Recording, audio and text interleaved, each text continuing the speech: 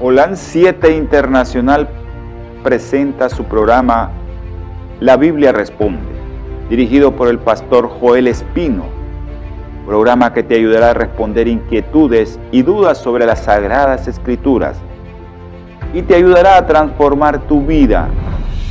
Holan 7 Internacional, sanando, educando y reconciliando. No me digas vivo, solo 10 segundos. Buenos días, mis queridos hermanos. Qué privilegio una vez más estar en su programa La Biblia Responde. Este es un programa que tiene como tema principal el escudriñamiento de las Sagradas Escrituras. Lámpara es a mis pies tu palabra y una luz en mi camino. Y definitivamente nos gozamos semana a semana, tema tras tema, porque vamos aprendiendo de la palabra de Dios y hemos estado estudiando algunas series que son muy importantes, que desarrolla el libro de Apocalipsis y que son muy valiosas para ir aprendiendo, para ir creciendo en el camino de Dios. Hemos estado desarrollando el tema de las trompetas, no sin antes decir que en profecía nada es concluyente, más cuando hablamos de las trompetas. Es algo que a lo largo de los siglos, pues, hemos tenido ese estudio, han habido diversas interpretaciones y lo que nosotros hacemos es una breve aportación. No estamos siendo dogmáticos ni tampoco pretendemos dejar cerrado el tema. Por eso el creyente debe ser un asiduo estudiante de la Escritura y por sí mismo, con la ayuda del Espíritu Santo, ir creciendo hasta alcanzar el conocimiento de Dios. Pero bien vale la pena el intento. Tampoco por el hecho de que la Escritura es en algunos tramos de la Biblia requiere un mayúsculo esfuerzo, no, por eso no vamos a intentar decir lo que el texto dice, porque este es el principio cuando usted estudia la Biblia, dejar que ella misma se interprete. No pretender interpretarla a mi prejuicio o a mi pensamiento. Ir a la Biblia no para probar mis ideas preconcebidas, mis prejuicios, no, sino ir a la Biblia para que ella me diga lo que yo tengo que hacer. Ese es el sometimiento que debe tener todo estudiante bíblico. Pararnos ante la Biblia y doblar las rodillas y decirle al Señor: heme aquí. Y como le dijo Elías a Samuel, habla que tu siervo escucha. Y eso es lo que tenemos que hacer. Y específicamente hay algunos otros temas que son más claros y hay algunos otros temas que requieren mucha oración, mucha consideración y tener un estudio más específico, como es el tema de las trompetas. Lo que sí podemos saber nosotros es que por la línea del Apocalipsis, las trompetas son parte de esa línea histórica que se viene desarrollando desde el capítulo 1 hasta el capítulo 12, probablemente hasta el 12-17, con la persecución de la mujer y el inicio de la parte escatológica, esa parte ya de eventos finales, uno tras uno, un evento tras otro, que vemos cuando se va desarrollando ya en la persecución del remanente, la aparición de los dos poderes en el capítulo 13, la victoria de los 144,000 en el 14, el fin de la gracia en el 15, las plagas finales en el 16, la caída de Babilonia en el 17 y el pregón final en el 18. Son capítulos que ya desarrollan temas escatológicos y que ya están en el escatón, están en lo que es previos a la venida, en la venida y pos a la venida, como lo son el milenio y el juicio final. Pero todo gira alrededor de la venida de Cristo, cuando usted tiene ese estudio. Pero antes del 12-17, usted hace hay una retrospectiva que viene desde los días del profeta y aún más, porque el Apocalipsis está muy alimentado de un lenguaje muy asociado al santuario, hay altar, hay candelabro, hay incienso, hay sacerdocio. Tiene un lenguaje cargado de la Torá, específicamente de los temas del santuario. Y obviamente porque el gran creador, nuestro Señor Jesucristo, pues obviamente es el artífice del santuario celestial, del cual dice Hebreos 8:1, el cual está en los cielos y no es hechura humana. Así que, mis queridos hermanos, nos vamos empapando de eso, nos vamos metiendo ahí y vamos tratando de entender, de seguir un poquito el hilo de la profecía apocalíptica. Esa es la naturaleza del Apocalipsis. Tiene esa parte en la cual podemos disfrutar y no tratar de inquirir y perder las esperanzas en que si no lo comprendo todo, pues no estoy en la verdad. Pues seguir en ese camino. Recuerden que lo dijo el Señor, que la revelación, la luz de los justos es como la aurora, que va en aumento hasta que el día es perfecto. Y Santiago lo dice: si alguno tiene falta de sabiduría, pídala a Dios, el cual es generoso y dará en abundancia esa sabiduría. Así que tenemos un maravilloso Dios, un maravilloso Espíritu Santo que está dispuesto a equiparnos de cada uno de las herramientas de esos estudios. Hasta acá hemos visto tres trompetas. Hemos visto prácticamente la primera, que está asociada a lo que es la caída finalmente del pueblo judío. Lamentablemente, debido a aquella apostasía del siglo I, el rechazamiento de Cristo, la crucifixión de nuestro Señor Jesucristo, lo que fue también ciertas frases que finalmente vinieron a traer el juicio de Dios sobre aquella nación rebelde. Cuando ellos dijeron: no tenemos rey sino a César. Una frase muy significativa, que obviamente el pueblo la dice en el desenfreno del orgullo, en el desenfreno del pecado, y que Dios la tomó. Ahí estaban los ángeles de Dios tomando nota. Otra frase que trajo esos juicios, cuando el pueblo dice: su sangre sea sobre nosotros y sobre nuestros hijos. Lamentablemente eso se cumplió 40 años después. Si la crucifixión fue en el 31, en el 70 el pueblo de Israel finalmente recibe los juicios de Dios, ¿verdad? Y también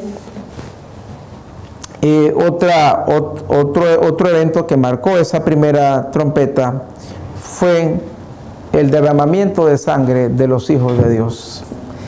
Tenemos a Esteban, el primer mártir cristiano, pero no sin antes decir, bueno, la muerte de Santiago, el encarcelamiento de Pedro, la persecución a los santos, y lamentablemente los primeros mártires vinieron por la mano judía.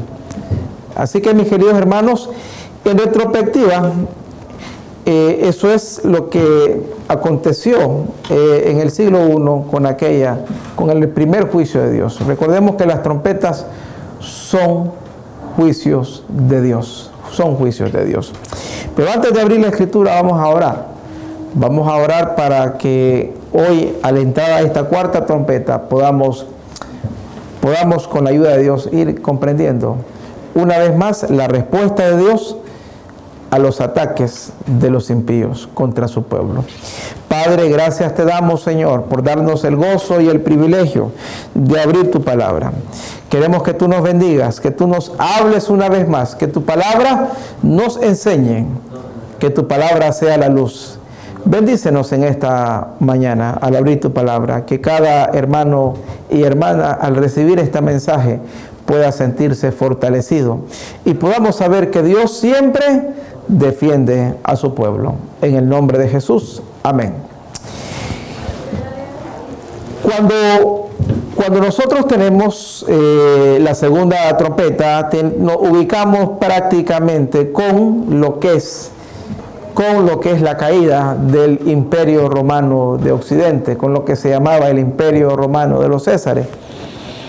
Porque realmente también a raíz de la caída de Jerusalén y la diáspora, es Roma de los Césares, Roma pagana, la que se encarga de tener una terrible persecución contra el pueblo de Dios. No fue sino hasta mediados del siglo III con la ascensión de Constantino y sus políticas aparentemente pacifistas con respecto a la pugna con los cristianos, es que cesó la persecución.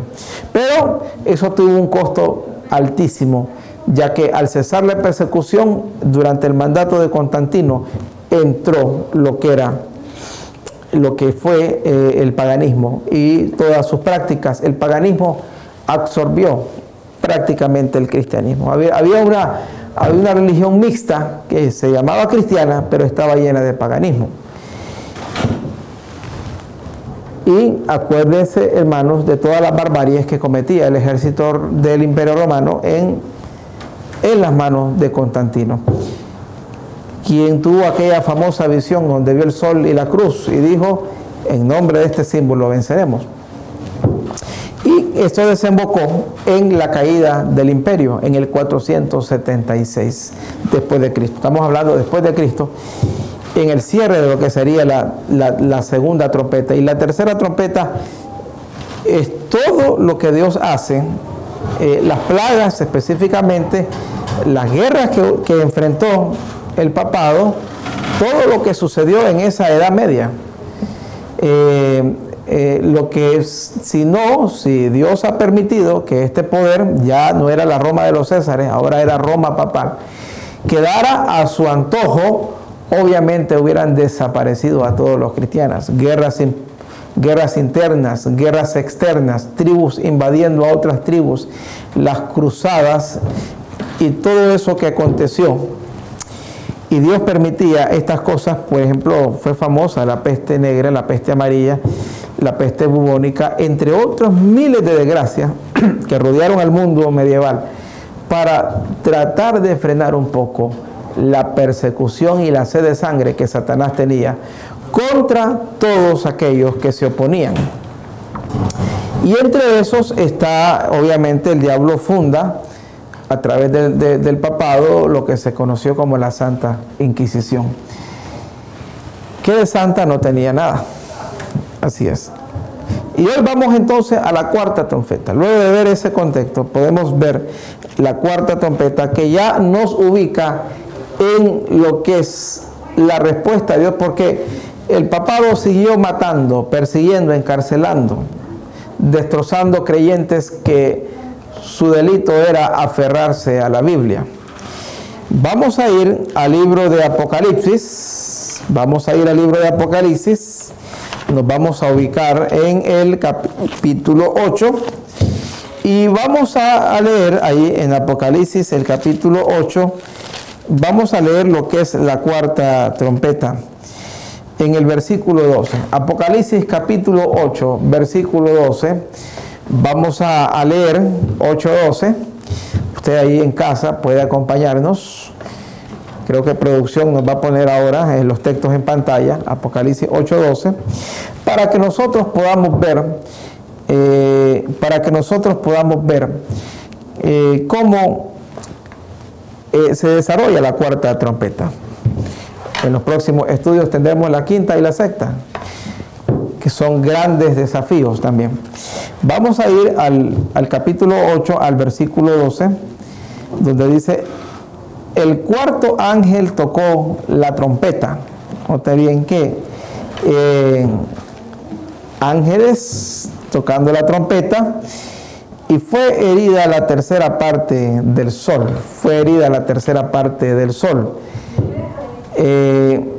Vamos a tratar de poner un fondo negro, producción, para que se pueda leer bien.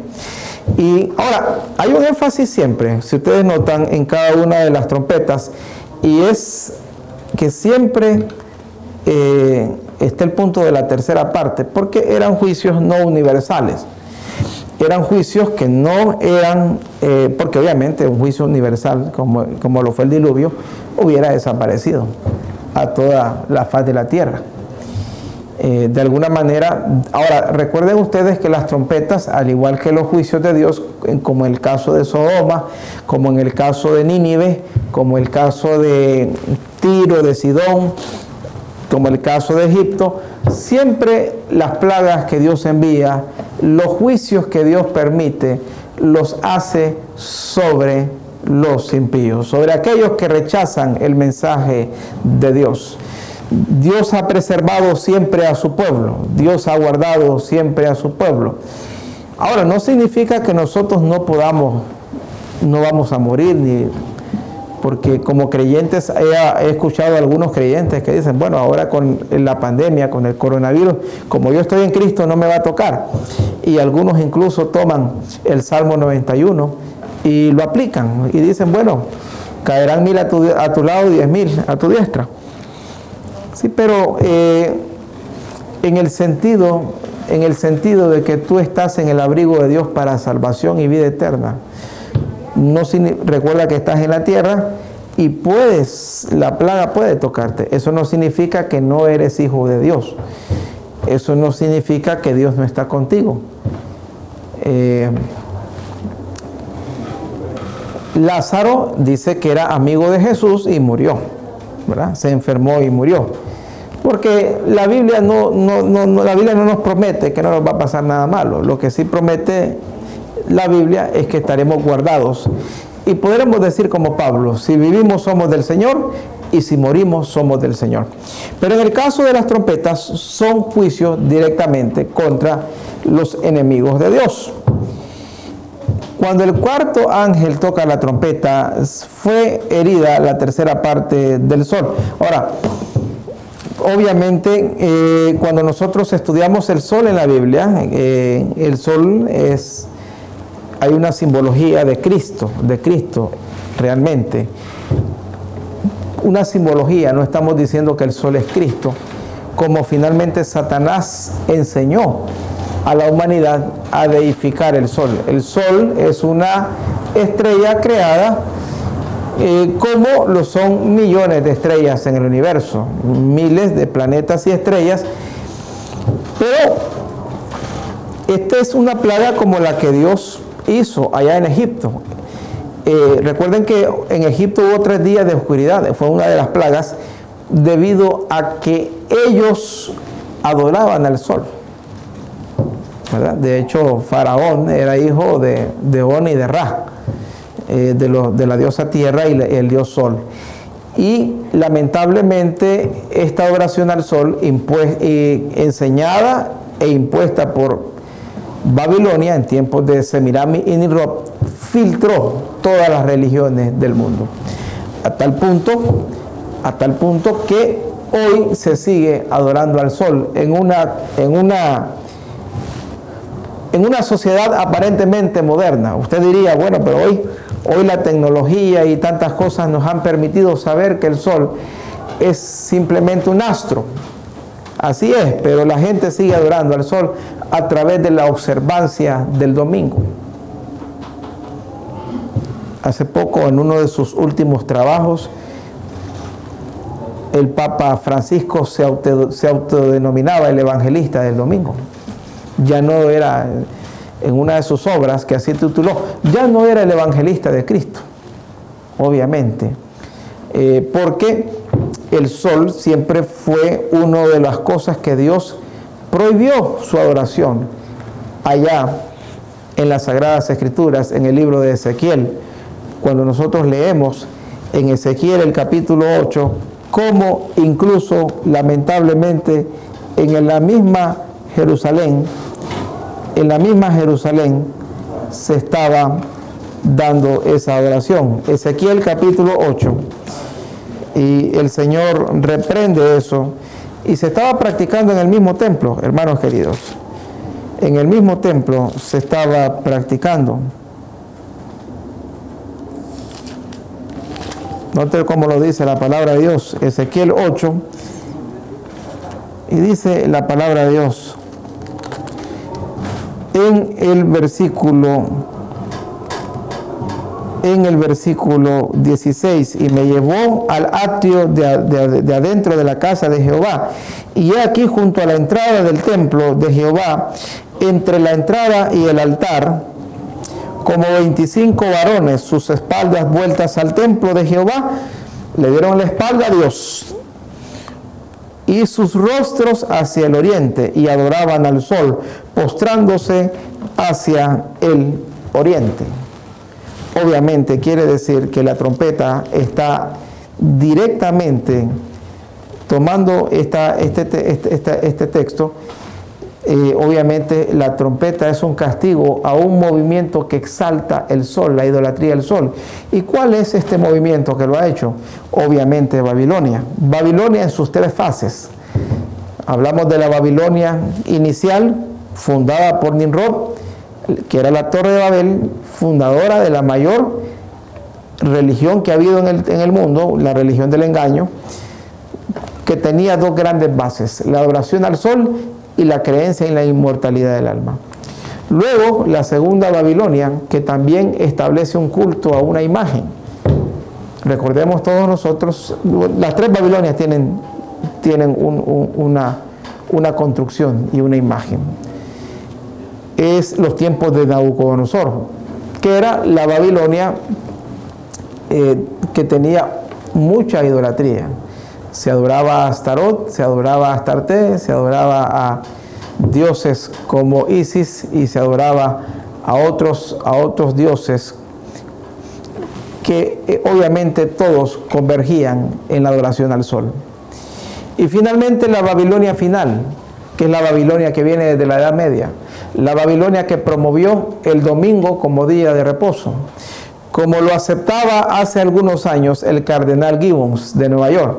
En uno de sus artículos, en una entrevista, dijo Gibbons: el cambio del santo sábado al domingo como día de Dios no es un cambio bíblico. Y obviamente, hermano, usted no puede probarlo con la Biblia, que el domingo es el día de reposo. De capa a capa, de Génesis a Apocalipsis, el único día de Dios reconocido por las Sagradas Escrituras es el sábado, desde que Dios lo empieza a guardar allá en el Génesis. Luego entonces, mis queridos hermanos, esto el papado lo transmite al protestantismo que cayó en una apostasía finalmente, que finalmente traicionó todos los hitos y los axiomas que estableció Lutero, Calvino, Hus, Wycliffe, Zwinglio y todos aquellos héroes de la fe.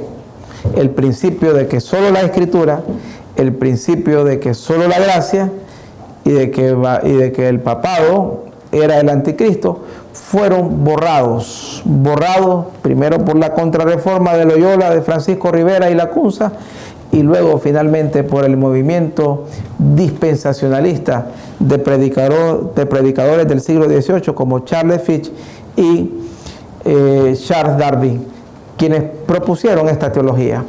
Al final, lo que tenemos en conjunto son iglesias que observan el día del sol, que se siguen postrando ante Baal y que no tienen una base bíblica y que han heredado sus principales doctrinas de Roma papal, así como la inmortalidad del alma. Por eso es que la trompeta está dirigida contra esta religión, contra los que adoran al sol. Y dice que cuando suena esa trompeta, la tercera parte del sol fue herida. Las grandes derrotas que sufrió el imperio papal en las cruzadas, a través del desangramiento que hubo en pugnas que había entre ellos. Incluso allá por los siglos XIV y XV hubo un tiempo cuando la Iglesia Católica de Inglaterra reconoce al Papa Silvestre IV y la Iglesia de Italia tenía a otro papa. Llegaron a converger hasta 3 papas en pugnas internas, por poco tiempo, obviamente. Pero esto es lo que sucedía, esto es lo que acontecía en esos tiempos. Vamos a tener una pausa musical y luego regresamos con lo que tiene más que decirnos la trompeta. Y van a ponerlos.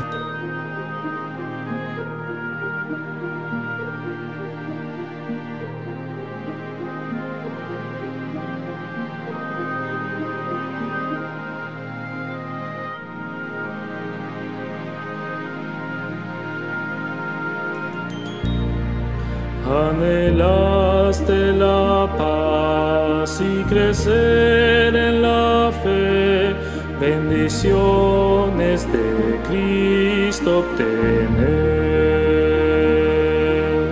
Todo esto obtendrás cuando rindas tu ser por completo a Jesús en su altar.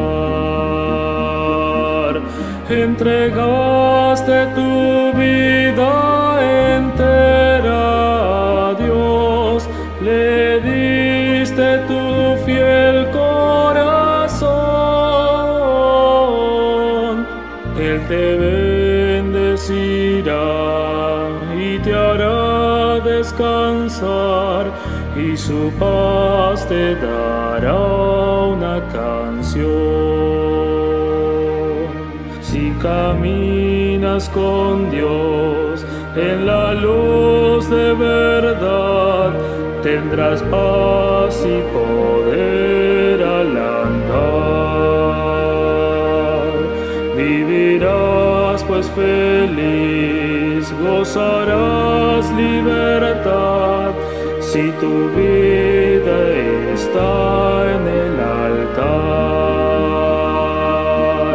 Entregaste tu vida entera a Dios, le diste tu fiel corazón.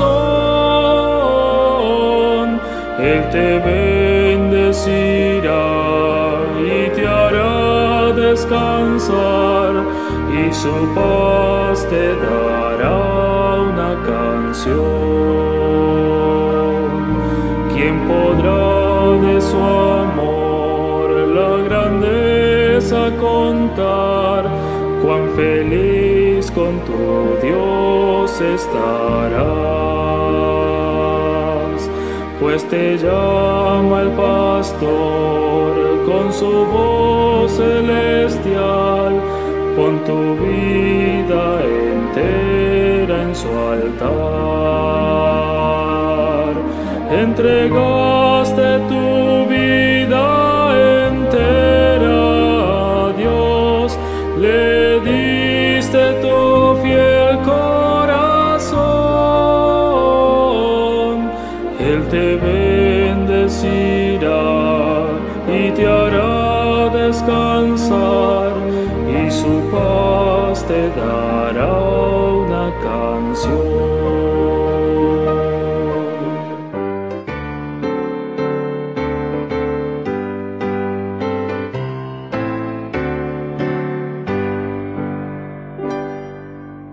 Tuyo soy, Jesús, pues oí tu voz, que en amor llamóme a mí.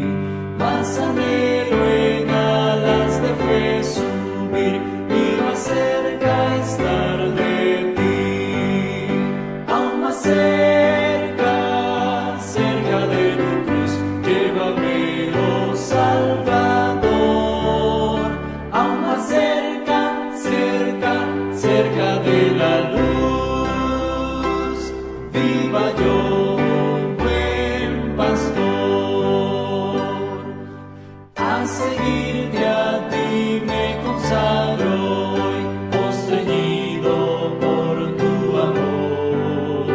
Y mi espíritu, alma y cuerpo doy por servirte, mi Señor. Aún más cerca, cerca de tu cruz, llévame, oh Salvador.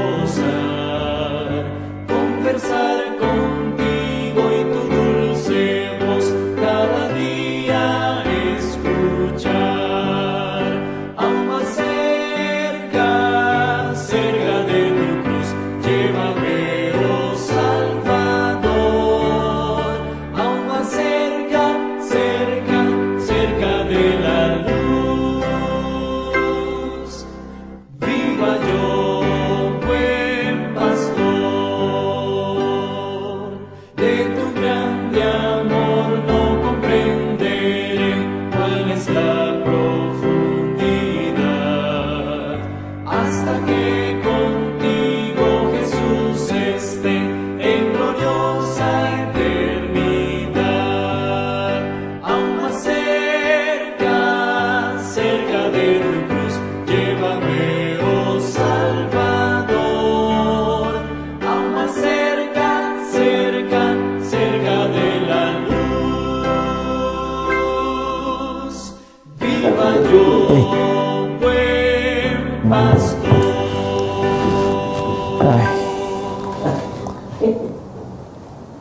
Gloria a Dios, mis queridos hermanos. Qué lindo es la palabra de nuestro Dios. Qué lindas son las alabanzas. Vemos entonces a Dios en respuesta contra todas aquellas persecuciones, contra todo aquello que estaba aconteciendo a su pueblo, contra todo aquello que enfrentaban los grandes mártires de la Edad Media. Aquel pueblo que habitaba en cuevas, aquellos hermanos que sobrevivían a todos los decretos y bulas papales. Como dice Hebreos, en cuevas, perseguidos, en cavernas, movimientos como los hugonotes, los valdenses, los cátaros y otras comunidades de fe que trataron de preservar la pureza de la doctrina. Volviendo a Apocalipsis 8, versículo 12, volviendo a Apocalipsis 8, 12, la Biblia dice: el cuarto ángel tocó la trompeta y fue herida la tercera parte del sol. Los juicios de Dios cayendo sobre la religión babilónica que exaltaba al sol y que tenía las manos manchadas de sangre. Recuerden que fueron millones de muertos bajo la hoguera, la espada y la persecución. Y la tercera parte de la luna y la tercera parte de las estrellas. Ahora, cuando uno estudia los textos asociados a la luna, lo que uno encuentra específicamente en el Antiguo Testamento era a la adoración a lo que se conocía como la madre, la diosa madre o la reina del cielo, que acá es mencionada. También este culto, recuerde que el imperio, el papado también estableció este engaño, lo absorbió. Cuando allá por el siglo IV, en el Concilio de Trento, en el 462, se establece la intercesión de María, y más adelante, allá por los años 1131 y 1012, en esos concilios se establece la intercesión de los santos, que no eran más que muertos, en favor de los hijos de Dios, borrando de un tajo la única intercesión valedera en las Escrituras, como es la intercesión de Cristo, y el principio de Timoteo 2:5. Hay un solo mediador entre Dios y los hombres. Por eso que también hay juicios de Dios contra todas estas doctrinas. Se menciona la luna y la tercera parte de las estrellas. La tercera parte de las estrellas. Cuando uno estudia las estrellas, hay variadas interpretaciones. Lo más cercano que tenemos es que son, como se presentan en Job, como los ángeles de Dios. Los ángeles de Dios. Por ahí que Elena de White nos dice en el deseo de toda la gente es que la estrella que veían los magos del oriente, los que venían, era un grupo de ángeles que brillaban. Y todos estos castigos de Dios se hacen contra una religión que estaba gobernando al mundo a hierro y fuego, y que estaba matando creyentes, y que estaba desapareciendo cristianos, y que con mucha furia estaba persiguiendo. Y una de las cosas que da un golpe duro al papado y a su sistema diabólico de engaño es la Reforma del siglo XV. Cuando Martín Lutero, aquel monje que era un sincero adorador de Dios, se encuentra con aquel versículo de oro, versículo que debería estar enmarcado en todas nuestras casas y lo importante en nuestros corazones. El justo por la fe vivirá. El justo por la fe vivirá. Es ese versículo que cambió la vida de aquel monje y que al ir a Roma comprueba toda la corrupción que vivía el papado. Esto trajo obviamente un debilitamiento muy fuerte, porque recuerden que Lutero presentaba por lo menos, si clavó 95 tesis de justificación por la fe, 95 declaraciones que él consideraba que estaban siendo mal interpretadas. Recuerden ustedes que en ese tiempo Lutero se enfrenta a hombres como Tetzel, quien era uno de los más acérrimos enemigos del hombre de Dios. ¿Quién era Tetzel? Tetzel era el que promovía la venta de indulgencias en Alemania y en otros países. Llegaban a los pueblos, la gente hacía largas filas pagando el perdón de los pecados, pagando el perdón de sus deudos. Algunos pagaban la salvación de sus familiares ya fallecidos.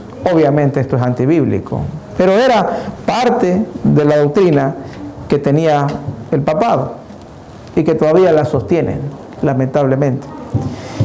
Y cuando Lutero ve esto, y el movimiento de la Reforma, porque Lutero viene a ser como viene a ser como la ebullición, como la parte de la cúspide de la Reforma, pero no quitemos crédito a quienes son sus precursores. Lutero vio el fruto de la Reforma, pero había hombres y mujeres que habían plantado esta semilla y que les había costado la vida, como Jerónimo, como Hus, como Wycliffe, Zwinglio, Melanchthon, el mismo Calvino. Todo este movimiento les estoy mencionando obviamente los nombres más conocidos. Obviamente hay miles de héroes que fallecieron bajo la mano del papado previo a lo que Lutero logra hacer.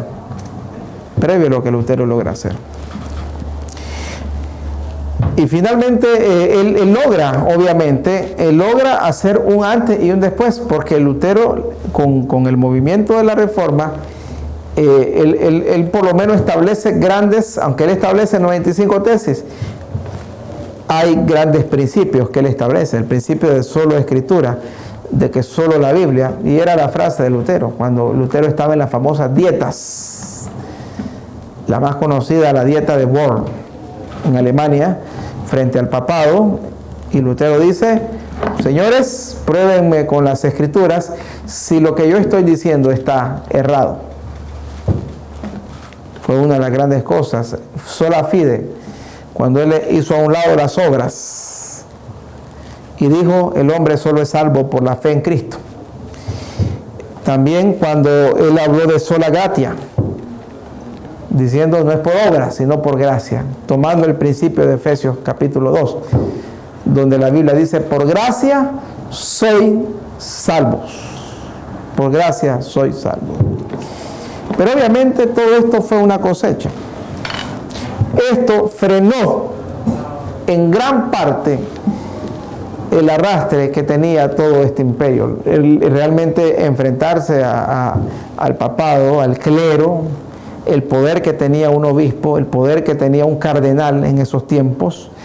Si hoy son hombres poderosos, saque la cuenta en tiempo en que el papado era amo y señor del mundo. Se habían adueñado de la Biblia, se habían adueñado de todas las verdades de la palabra de Dios. Y como dice Daniel 9, habían echado por tierra el santuario. Habían echado por tierra a Cristo Jesús, el centro del santuario, el único mediador que hay entre Dios y los hombres. Lo habían hecho a un lado y ahora presentaban una serie de méritos en el ser humano. Y en esos años se establecen los famosos 7 sacramentos, todos meritorios, supuestamente, ante Dios. Luego, es por eso que Dios castiga a esto, y todo esto alcanza su ebullición cuando el papado finalmente cae a manos de Francia y de la Revolución Francesa, con el liderazgo de Napoleón y la mano de Berthier. Pero fue como que Lutero dio un golpe fuerte al estómago y sacó el aire. Ya el papado había quedado debilitado para cuando llega Berthier a despojar a Pío VI en aquel famoso 10 de febrero del año 1798, cuando declina y se rinde ante la Francia atea. Todo esto permitido por Dios para darle respiro a su pueblo. Recuerde que ya se había descubierto América y estaba la gente embarcándose, huyendo. Pero lamentablemente Satanás no se queda de brazos cruzados, y al mismo protestantismo lo comienza a envolver en engaños, a tal punto que ya el protestantismo que viene a América viene con cierto sesgo y viene ya olvidando los principios de aquellos grandes baluartes, de aquellos hombres que con su sangre levantaron la Escritura. Hombres y mujeres que morían cantando, hombres y mujeres que, como dice Hebreos, el mundo no era digno. Y nosotros tenemos que tener en cuenta siempre eso, a quién estamos siguiendo. Y la Sagrada Escritura continúa diciendo: cuando Dios permite los juicios contra la tercera parte del sol, la tercera parte de la luna y las estrellas, para que se oscureciese la tercera parte de ellos, y no hubiese luz en la tercera parte del día, y asimismo de la noche. El oscurantismo fue total. El oscurantismo fue total. Recuerden que el mundo prácticamente pasó más de 1000 años sin ningún avance. Las ciencias, las artes, las medicinas, todo eso fue frenado porque prácticamente llegó un tiempo en que no se movía una hoja en la tierra si no era por el edicto del papado, si no era por lo que el papado definía. A raíz, obviamente, cuando Lutero establece la reforma, se da la contrarreforma liderada por Ignacio de Loyola. Pero ahora ellos comienzan, obviamente hubo una tremenda persecución. Surgieron nuevos grupos a raíz de la reforma. No fue un movimiento unánime. En Inglaterra estuvo la iglesia anglicana, estaba el movimiento de los cuáqueros y también estaba el movimiento de los anabaptistas. Por otra parte, hubo una rama que finalmente se desembocó en la iglesia luterana, que de manera sarcástica, celebrando los 500 años de las 95 tesis, ellos vinieron y firmaron un acuerdo en octubre del año 99, con un acuerdo de entendimiento de ecumenismo con Juan Pablo II, demostrando así que el luteranismo de hoy no tiene nada que ver, que el protestantismo no tiene nada que ver con las bases que fundaron los verdaderos reformadores. Ahora, recuerde que otra de las grandes declaraciones de Lutero era que el papado era el anticristo. Lutero en más de una ocasión llamó al papa el apóstol del diablo, identificando, cuando Lutero estudiaba segunda de Tesalonicenses, y él identificaba el anticristo del cual habla Pablo, que se hace pasar por Dios, se sienta en el trono de Dios, y decía Pablo, decía Lutero, este es el papado. Y esa fue la tónica de todo el movimiento de reforma original, porque ellos aplicaban la profecía apocalíptica de manera histórica. El historicismo fue el método de interpretación de las profecías de lo que fue el original movimiento de reforma, no como hoy, que ven al papado como un hermano más cristiano y que ya no lo llaman más el anticristo.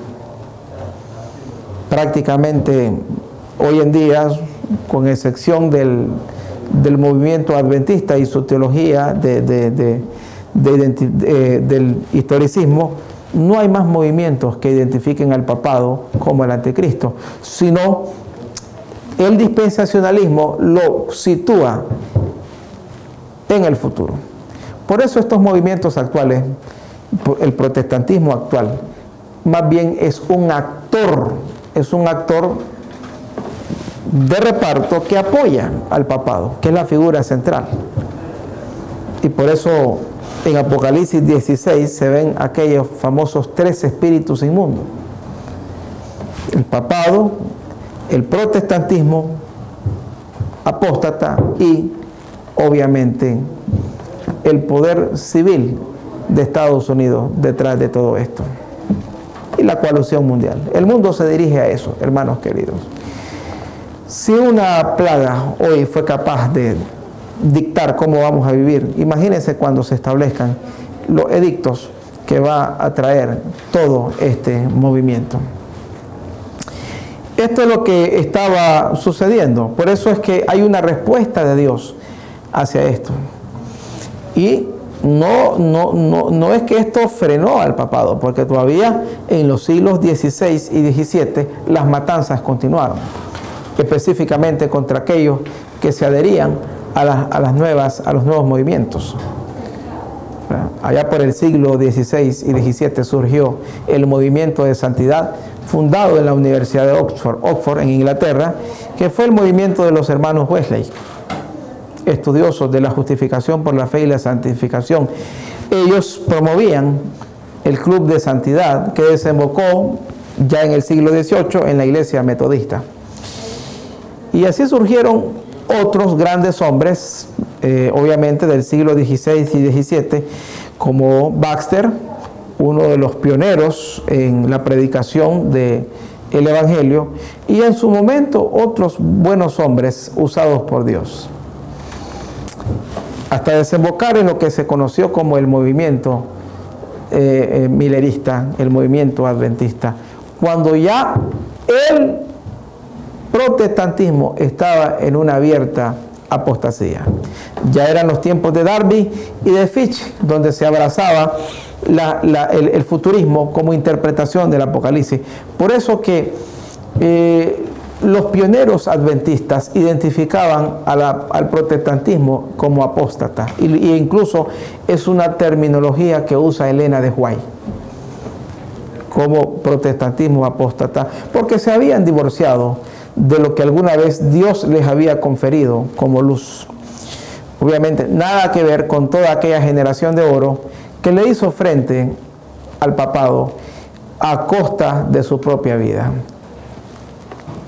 Hoy en día las cosas se han rebajado tanto que no hay diferencia entre una iglesia y la otra, sino que todo hay un ecumenismo, todo va en una sola línea y todo conduce a Roma.